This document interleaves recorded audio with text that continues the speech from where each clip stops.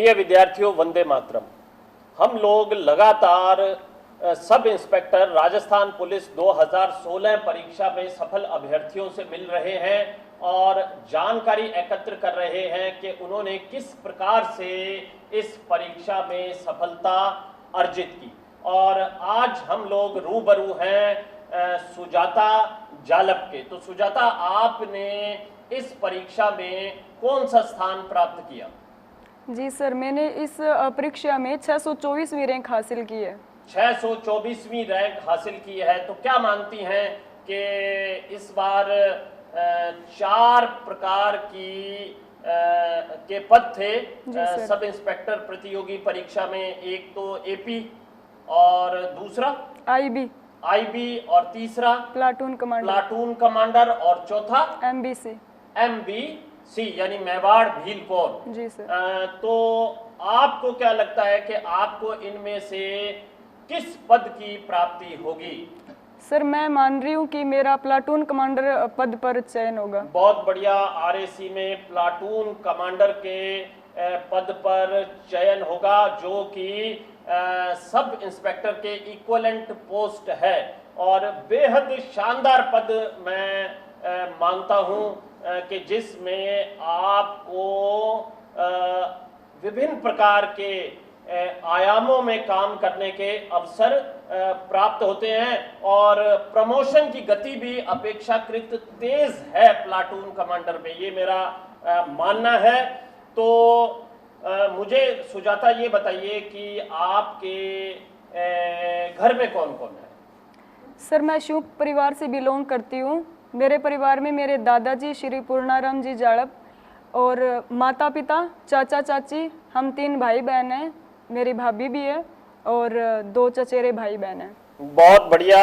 और संयुक्त परिवार की परंपरा जो कि धीरे धीरे खत्म हो रही है, लेकिन आपके परिवार ने अभी तक उसे संजो कर रखा है, निसंदेह बेहद प्रशंसनीय है।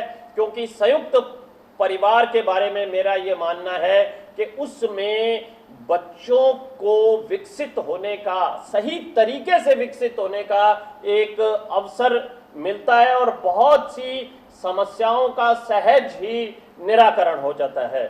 अच्छा, आपकी शैक्षणिक पृष्ठभूमि के बारे में थोड़ी सी जानकारी दीजिए कि 10वीं कहाँ से की, 12वीं कहाँ से की, बीए कहाँ से की? जी सर, मेरी जो प्राथमिक स्तर की पढ़ाई है वो सारी मेरे गांव के स्कूल, सरकारी स्कूल से हुई है। उसके बाद में मेरी जो सेकेंडरी की पढ़ाई है वो मेरे चाचा जी के निजी शिक्षण संस्थान रंग महल से हुई है। और उसके बाद में सीनियर सेकेंडरी की पढ़ाई मेरी genius model senior secondary school Suratgarh से। उसके बाद जो स्नातक की पढ़ाई है वो माता जीतो जी गर्ल्स कॉलेज सूरतगढ़ से हुई है।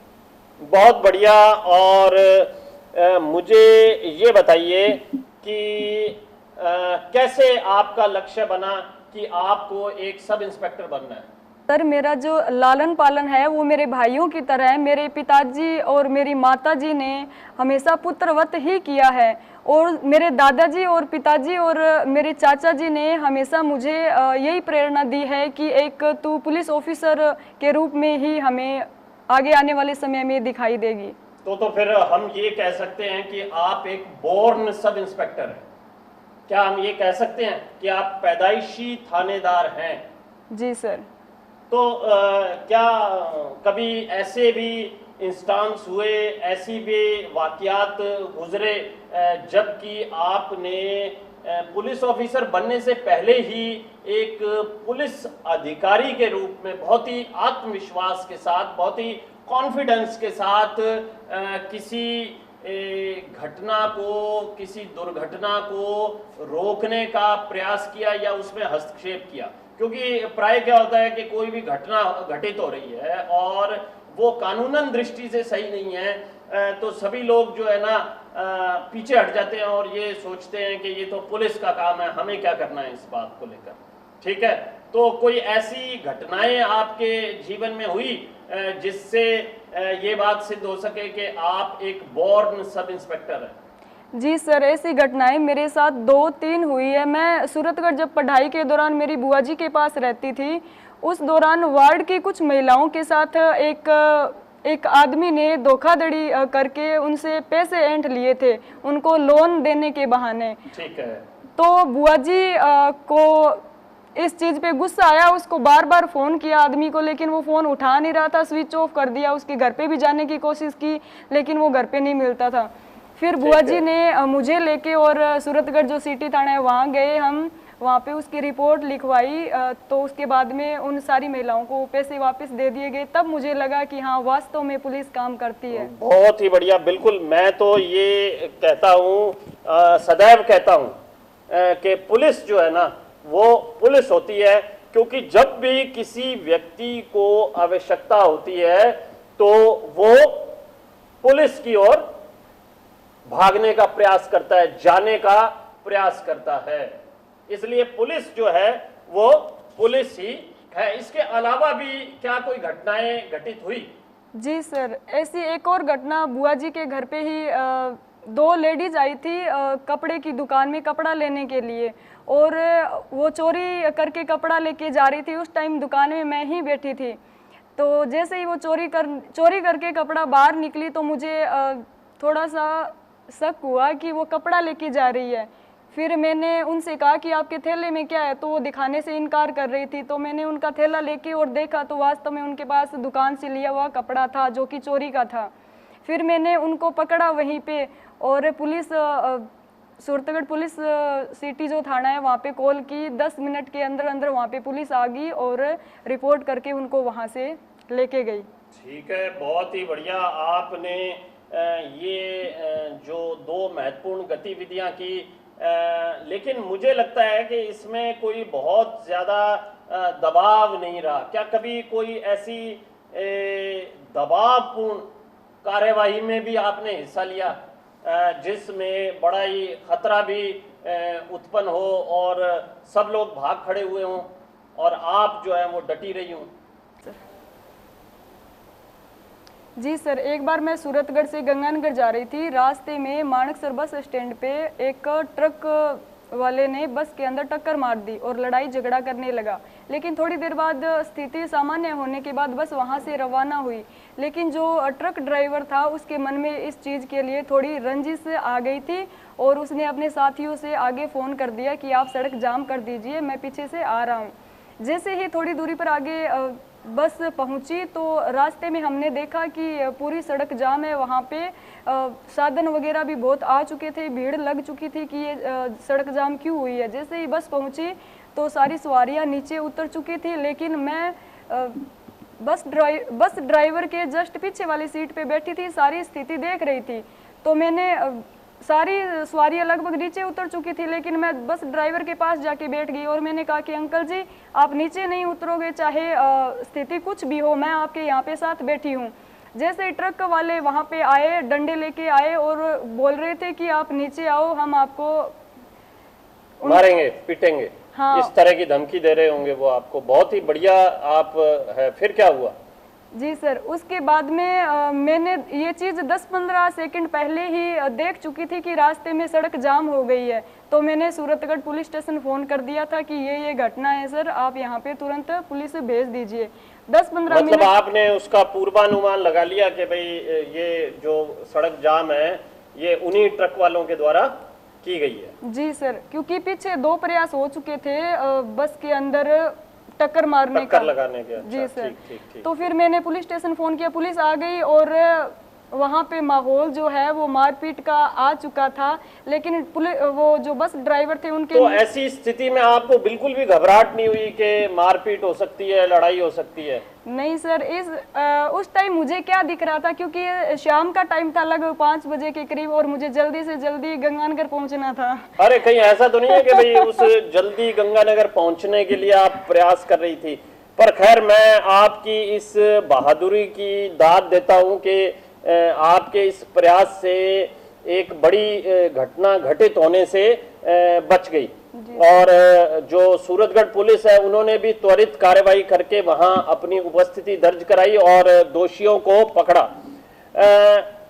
तो इसीलिए मैं आपके लिए ये बॉर्न सब इंस्पेक्टर या पैदाइशी थानेदार शब्द का प्रयोग अगर करूं तो मुझे लगता है कि बिल्कुल सटीक होगा।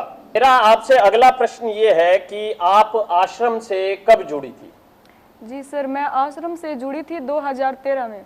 2013 में आप आश्रम से जुड़ी, तो क्या आप एक रेगुलर स्टूडेंट थी, रोज आती थी, या आप उतनी नियमित नहीं थी जितनी सफलता के लिए नियमितता की आवश्यकता होती है? सर, मैं शुरुआती दिनों में रेगुलर स्टूडेंट नहीं रही हूँ। इसका कारण क्या था? आप रोज आश्रम क्यों नहीं आती थी? सर, इसके विभिन्न कारण हैं, जिनमें से एक है सर कि गांव की जो दूरी थी वो थोड़ी ज़्यादा थी और साधन की व्यवस्था ना होने की वजह से मैं पहुंच नहीं पाती थी। उसके बाद में मैंने बाइक चलानी सीखी और फिर मैं रेगुलर स्टूडेंट के रूप में आश्रम की विद्यार्थी रही हूँ। ठीक है, बहुत ही बढ़िया। अच्छा, मुझे ये बताइए कि क्या सब इंस्पेक्टर बनने से पूर्व आपका कोई चयन हुआ है? हमारे विद्यार्थियों को बताइए, देखिए मेरे को तो पता ही है। जी सर, मैं अभी वर्तमान में एलडीसी पद पर कार्यरत हूं, जो कि एलडीसी भर्ती 2013 की परीक्षा मैंने क्लियर करके यहां तक पहुंची हूं मैं। बहुत ही बढ़िया है। इस दौरान हमारा आरएएस पर भी काम चल रहा था। जी सर। ठीक है, तो आपने आरएएस की परीक्षा भी दी क्या?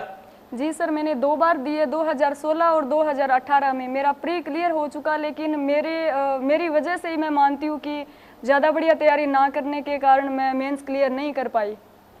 इसका कारण क्या है? ज़्यादा बढ़िया तैयारी आप क्यों नहीं कर पाई? क्या आपका फोकस जो है वो सब इंस्पेक्टर पर ज़्यादा था? सर, सब इंस्पेक्टर पर फोकस होने के साथ साथ मैं रेगुलर स्टूडेंट नहीं बन पाई।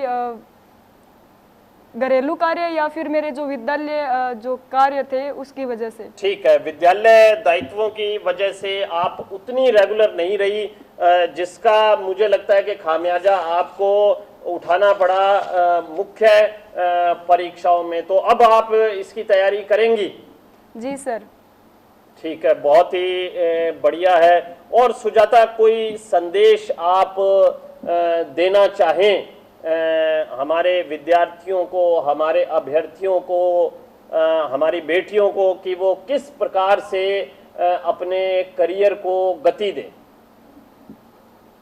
जी, मैं यही कहना चाहूँगी विद्यार्थियों को कि अगर वो कोई भी पढ़ाई करे तो वो निरंतरता के साथ करे, जो अपनी निरंतरता है उसको ना खोएं।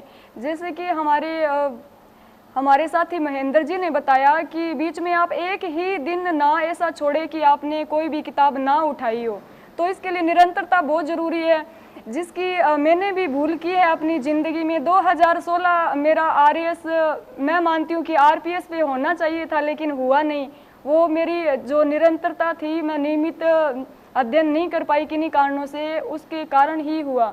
शेड्यूल है उसको फॉलो करें और नियमित क्लास में आए, और एक अपना जो टारगेट, प्लान और वर्क का यहाँ का जो सर ने एक मूल मंत्र बना रखा है उसको अपनाएं, तो आप निश्चिंत ही सफलता को प्राप्त करेंगे। अच्छा, मुझे ये बताइए कि क्या जो बड़े पेपर होते हैं आश्रम के, उसमें आप कहाँ तक स्टैंड करती थी? किस रैंक तक स्टैंड करती थी? जी सर, जैसे मैं रेगुलर स्टूडेंट थी, उस दौरान मेरी रैंक टॉप 10 में भी आई है सर। ठीक है, उस टाइम सर फोटो लगती थी, जो 3 टॉप 10 में अभ्यर्थी होते थे, 3 या 4, तो उसमें एक बार मेरी भी फोटो आई थी सर। ठीक है, बहुत ही बढ़िया। सुजाता से हमने बातचीत की और एक शब्द का प्रयोग इनके लिए किया, पैदाइशी थानेदार। एक आत्मविश्वास से भरपूर लड़की, जिसने अंततः जो मिशन 2 स्टार था उसको कंप्लीट किया। बहुत बहुत बढ़िया सुजाता, आपकी इस उपलब्धियों के लिए आपको बहुत बहुत बधाई, और मैं ईश्वर से कामना करता हूं कि आगे भी आप अपनी इस सफलता के क्रम को जारी रखें। जय हिंद, जय भारत।